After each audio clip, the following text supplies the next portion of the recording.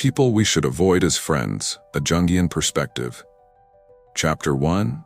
The Weight of Friendship.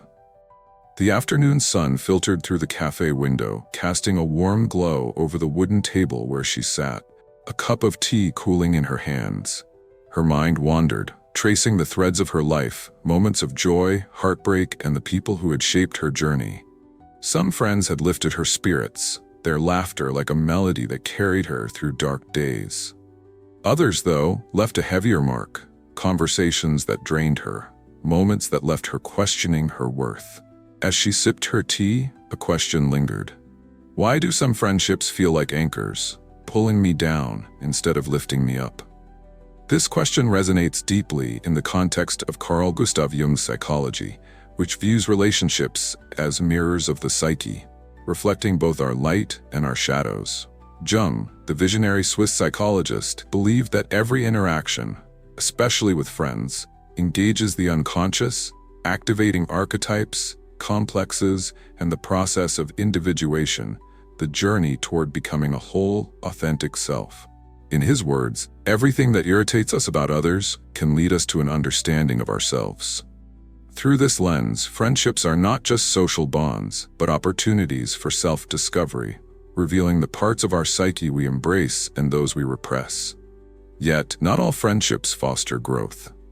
Some friends, whether intentionally or not, trigger our insecurities, disrupt our balance, or hinder our path to individuation. The question, who should we avoid as friends, becomes a matter of psychological survival. A call to protect our inner world and choose relationships that align with our quest for wholeness. This 6,000-word exploration, grounded in Jung's theories, will weave a narrative of a woman's journey to discern the friends who uplift her from those who weigh her down. Through her story, we'll identify 5 types of friends to avoid, analyze their impact through Jungian concepts, and offer practical guidance for setting boundaries and cultivating healthy connections. Let this journey inspire you to honor your worth, protect your psyche, and surround yourself with those who help you shine. Chapter 2. Jung's lens on relationships. To understand why some friends are best avoided, we must first explore Carl Jung's psychological framework, which places relationships at the heart of personal growth. Jung viewed the psyche as a dynamic system, comprising the conscious ego, the personal unconscious, and the collective unconscious, a universal reservoir of archetypes shared by all humanity. Relationships, including friendships, are arenas where these elements interact, revealing the interplay of light and shadow within us. Jung's concept of individuation is central to this discussion. Individuation is the lifelong process of integrating the conscious and unconscious, balancing opposing aspects of the psyche, such as the masculine and feminine, the rational and emotional, to become a whole self. Friends play a critical role in this journey, acting as mirrors that reflect our strengths, vulnerabilities, and unresolved conflicts. A supportive friend can activate our self, the archetype of wholeness, encouraging us to grow. A toxic friend, however, may trigger our shadow, the repressed, often negative aspects of the psyche, or our complexes, emotionally charged patterns that distort our behavior. Jung also emphasized the role of projection, where we attribute unconscious qualities to others. In friendships, we may project our shadow, e.g., insecurity, anger, or our animus, the contrasexual archetypes, onto others, shaping how we perceive them. A friend who criticizes us might reflect our own self-doubt, while one who manipulates might mirror an unintegrated need for control. Recognizing these projections is key to understanding why certain friends feel harmful and how they disrupt our individuation. The thesis, people we should avoid as friends, aligns with Jung's belief that not all relationships serve our growth. Some friends, through their behaviors or unconscious dynamics, pull us away from wholeness, activating destructive patterns or draining our psychic energy. By identifying these types, we can protect our journey and choose friends who support our quest for authenticity. Her story, The Woman in the Café, will guide us through this exploration as she reflects on her friendships and learns to discern those who harm from those who heal. Chapter 3. The Critic. The friend who undermines. As she sat in the cafe, her thoughts drifted to a friend she'd known for years. Their conversations often started warmly, filled with shared memories, but they inevitably turned sour. A casual remark about her new job would elicit a dismissive, "Oh, that sounds like a lot of work for little reward." A proud moment, completing a creative project, would be met with, "It's nice, but I've seen better." These comments, cloaked in humor or honesty, left her feeling small, her confidence chipped away like paint on an old wall. The Jungian perspective. In Jung's framework, this critical friend activates the shadow, the unconscious part of the psyche that contains repressed fears, insecurities, and traits we deny. The critic's words often mirror our own self-doubt, amplifying the inner voice that questions our worth. Jung would suggest that this friend is projecting their own shadow, perhaps their own fears of failure or inadequacy, onto her, using criticism to deflect their inner turmoil. This dynamic creates a complex and emotionally charged pattern, e.g. an inferiority complex, that distorts her self-perception, making her feel unworthy or inadequate. The critic's behavior also disrupts individuation. By constantly undermining her, they hinder her connection to the self, the archetype of wholeness that affirms her unique value. Instead, they pull her into the shadow, where self-doubt festers, stalling her growth. Jung believed that confronting such projections is part of individuation, but prolonged exposure to criticism can overwhelm the psyche, making it harder to reclaim confidence. Why avoid them? A friend who consistently criticizes erodes self-esteem and blocks personal growth. Their negativity creates a psychic drain, sapping the energy needed for creativity, ambition, and self-discovery. While occasional constructive feedback can be valuable, relentless criticism, especially when it lacks empathy, signals a friendship that harms more than it helps. How to navigate? Recognize the impact. Pay attention to how you feel after interacting with them. If you feel diminished, insecure, or exhausted, their criticism is likely toxic. Set boundaries. Politely but firmly reject harmful comments. For example, "I appreciate feedback, but that felt hurtful. Let's focus on something positive." Limit exposure. If the behavior persists, reduce contact. Spend time with friends who affirm your worth and celebrate your successes. Reflect on projections. Use Jung's insight to explore what their criticism reveals about your shadow. Journaling questions like, "What insecurities do their words trigger?" can help you integrate these aspects and grow. Motivational message. You are a unique soul, radiant with potential. Surround yourself with friends who see your light and help you shine brighter, not those who cast shadows over your dreams. Trust your worth and choose connections that uplift your spirit. Chapter 4. The user. The friend who takes without giving her thoughts shifted to another friend. One who always seemed to need something, a favor, a loan, or an ear to listen to their endless troubles. She'd spent hours helping them through crises, but when she needed support, a shoulder to cry on after a tough day, they were nowhere to be found. Their friendship felt like a one-way street. Her energy poured into a void with little return. The Jungian perspective. This friend embodies a power complex, a pattern where they seek control or validation by taking from others. Jung would argue that their behavior projects their unintegrated shadow, perhaps a fear of vulnerability or inadequacy, onto her, using her generosity to bolster their own sense of worth. This dynamic activates her own complexes, such as a savior complex, a need to rescue others, or a fear of abandonment, making her feel obligated to give despite the imbalance. In Jung's view, this friendship disrupts individuation by undermining her connection to the self. The self seeks balance and reciprocity, but a user exploits her energy, leaving her depleted and disconnected from her own needs. Their one-sided demands also block her from integrating her animus, for a woman, the archetype of assertiveness, as she struggles to set boundaries and prioritize herself. Why avoid them? A friendship that only takes is not a true friendship. It drains your psychic energy, leaving you feeling unvalued and disconnected from your own growth. Healthy relationships thrive on mutual give and take, fostering growth for both parties. How to navigate? Assess the balance. Reflect on what you give versus what you receive. If the scales tip heavily, the friendship is unsustainable. Set limits. Practice saying no to unreasonable requests. For example, I can't help with that right now, but I hope you find a solution. Seek reciprocity. Invest in friends who offer support and care in return, creating a balanced dynamic. Explore your role. Use Jung's lens to examine why you tolerate imbalance. Are you driven by a need to be needed? Journaling can help uncover these patterns and strengthen your animus. Motivational message. Your energy is precious, a gift to be shared with those who value it. Choose friends who give as much as they take, creating a circle of mutual growth. You deserve relationships that honor your generosity and reflect your worth. Chapter 5. The Negativist, the friend who drains energy. Another friend came to mind, one whose presence felt like a storm cloud. Every conversation was a litany of complaints about their job, their relationships, the world itself. Even her moments of excitement, a new hobby, a travel plan, were met with cynicism. That sounds nice, but it'll probably fall through. After their meetups, she felt heavy, her optimism dulled, as if their negativity had seeped into her bones.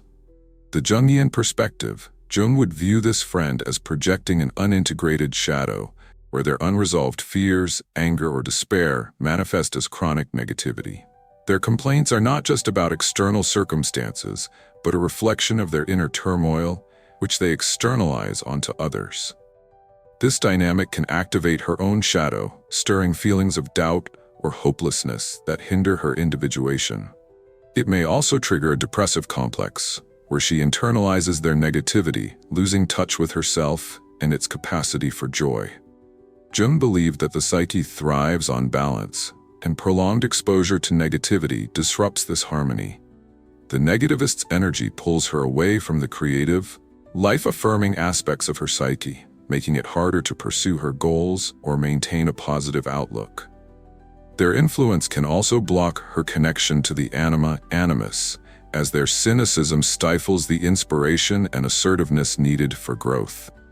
Why avoid them? Negativity is contagious, sapping your energy and clouding your perspective.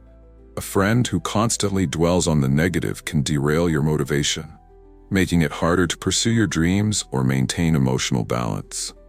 How to navigate? Redirect the conversation. When they start complaining, gently shift to positive topics or encourage problem solving. For example, "That sounds tough. Have you thought about what you could do?" Protect your energy. Limit time spent with them, opting for brief interactions or text-based communication to reduce emotional impact. Seek positive influences. Surround yourself with friends who inspire optimism and share your enthusiasm for life. Reflect on your shadow. Use Jung's insight to explore why their negativity affects you. Are there fears or doubts in your shadow that resonate with their complaints? Meditation or journaling can help integrate these aspects. Motivational message. Your life is a canvas, and you have the power to paint it with vibrant colors. Choose friends who add light to your palette, not those who dim your brilliance. Embrace your capacity for joy and let it guide you to connections that uplift your soul. Chapter 6. The Controller. The friend who dominates. Her thoughts turn to a friend who always seemed to take charge. Whether planning a group outing or discussing her life choices, they had an opinion, often unsolicited, and expected her to follow it. "You should quit that job. It's not for you," they'd say, dismissing her perspective. Their insistence made her feel like her voice didn't matter, her autonomy slipping away in their presence. The Jungian perspective. This friend exhibits a power complex, using control to compensate for their own unconscious insecurities or fears of chaos. Jung would argue that they project their shadow, perhaps a fear of vulnerability or failure, onto her, seeking to dominate to feel secure. This dynamic can trigger her own complexes, such as a submission complex, where she feels compelled to yield to avoid conflict, or a fear of asserting her animus, the archetype of independence and strength. In terms of individuation, the controller disrupts her connection to the self, which thrives on autonomy and self-expression. By imposing their will, they stifle her ability to make choices aligned with her true self, slowing her psychological growth. Their dominance also blocks her from integrating her animus, as she struggles to assert her needs and boundaries. Why avoid them? A controlling friend undermines your autonomy, making you feel like a passenger in your own life. True friendship respects your freedom, encouraging you to chart your own path, not dictating it. How to navigate? Assert your voice. Politely express your needs. For example, I appreciate your input, but I'm going to decide this for myself. Establish boundaries. Firmly reject oversteps, such as, I value our friendship, but I need to make my own choices. Reevaluate the relationship. If they refuse to respect your autonomy, consider distancing yourself to protect your independence. Strengthen your animus. Reflect on why you tolerate control. Practices like assertiveness training or journaling can help you integrate your animus and reclaim your power. Motivational message. You are the captain of your soul, steering your life toward your dreams. Choose friends who honor your freedom and cheer your journey, not those who try to take the helm. Embrace your strength and let it guide you to relationships that empower you. Chapter 7. The Toxic Friend, the Manipulator. The heaviest memory was of a friend whose presence was a paradox, charming yet destructive. They seemed caring, always ready with a compliment or a listening ear, but their actions told a different story. They'd share her secrets with others, twist her words to create drama, or subtly compete, making her feel like she was never enough. After their interactions, she felt anxious, betrayed, a knot of unease tightening in her chest. The Jungian perspective. This toxic friend embodies a deeply unintegrated shadow, projecting their unresolved emotions, jealousy, anger, or insecurity onto her in manipulative ways. Jung would see their behavior as a manifestation of a trickster archetype, a chaotic force that disrupts harmony for its own gain. Their actions trigger her complexes, such as a victim complex, feeling powerless, or a fear of betrayal, pulling her away from the self and its quest for wholeness. In the context of individuation, the toxic friend is particularly harmful. Their manipulation erodes trust, both in the relationship and in her own judgment, making it harder to navigate her psychological growth. They may also block her connection to the animus, as their deceit undermines the confidence and intuition needed to assert her true self. Why avoid them? A toxic friend is a psychic vampire, draining your emotional energy and sowing doubt in your heart. Their manipulation creates a cycle of pain, hindering your ability to trust and grow. True friendship is a sanctuary, not a battlefield. How to navigate, identify toxic patterns. Keep a record of interactions that leave you hurt or manipulated to clarify their impact. Gradual disengagement, reduce contact, avoid sharing personal details, and focus on healthier relationships. Seek support. If leaving is difficult due to guilt or fear, confide in a trusted friend or therapist for guidance. Confront your shadow. Use Jung's insight to explore why you're drawn to or tolerate toxicity. Are there fears of loneliness or rejection in your shadow? Therapy or self-reflection can help integrate these aspects. Motivational message. Your heart is a sacred space, deserving of love and respect. Let go of those who poison it, and open your life to friends who nurture your soul. You have the courage to choose connections that honor your light. Embrace it. Chapter 8. The Journey of Individuation. Choosing wisely. Her reflections in the café were more than a catalog of difficult friends. They were a turning point in her journey of individuation.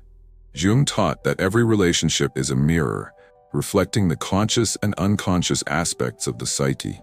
The friends she needed to avoid, the critic, the user, the negativist, the controller, the toxic manipulator, were not just external figures but symbols of her inner world.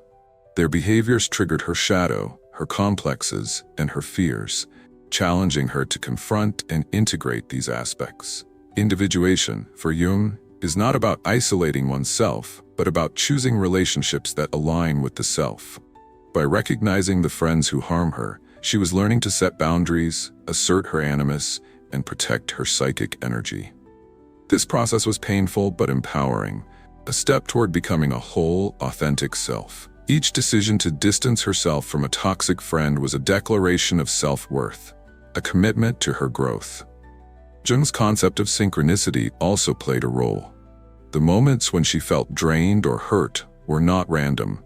They were meaningful signals from her unconscious, urging her to pay attention to her relationships. By listening to these signals, she could align her life with her true path, surrounding herself with friends who supported her individuation. Chapter 9. The Collective Unconscious, Friendship as a Universal Dance.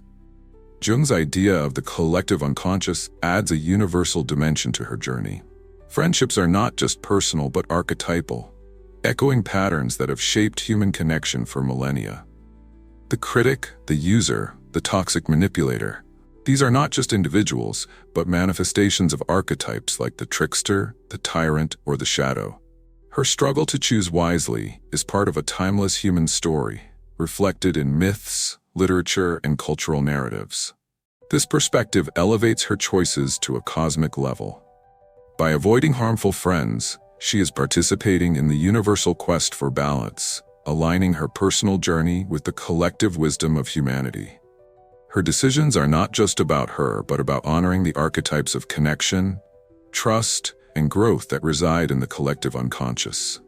Chapter 10. Conclusion. Embracing healthy friendships. As the sun dipped below the horizon, the café grew quiet, and her tea had long gone cold. But her heart felt warmer, lighter, as if a weight had lifted. Reflecting on her friendships through Jung's lens, she saw them not as burdens but as opportunities. For growth, for self-discovery, for wholeness. The friends she needed to avoid were not enemies, but teachers, showing her the importance of boundaries, self-worth, and the courage to choose wisely. Through Carl Jung's psychology, the question "people we should avoid as friends" becomes a call to protect your psyche and honor your journey of individuation. The critic, the user, the negativist, the controller, the toxic manipulator. These are not just people, but mirrors of your unconscious, challenging you to confront your shadow, integrate your animus, and connect with yourself. By recognizing their impact and setting boundaries, you reclaim your power, creating space for friendships that uplift and inspire. Your journey, your life is a sacred tapestry, woven with the threads of your relationships. Choose friends who add vibrant colors, who celebrate your light and walk beside you on your path to wholeness. Trust your intuition, honor your worth, and let go of those who dim your spirit. You are not alone in this journey. The universe, through its archetypes, is guiding you toward connections that nurture your soul. Step boldly into the friendships you deserve and let them illuminate your way.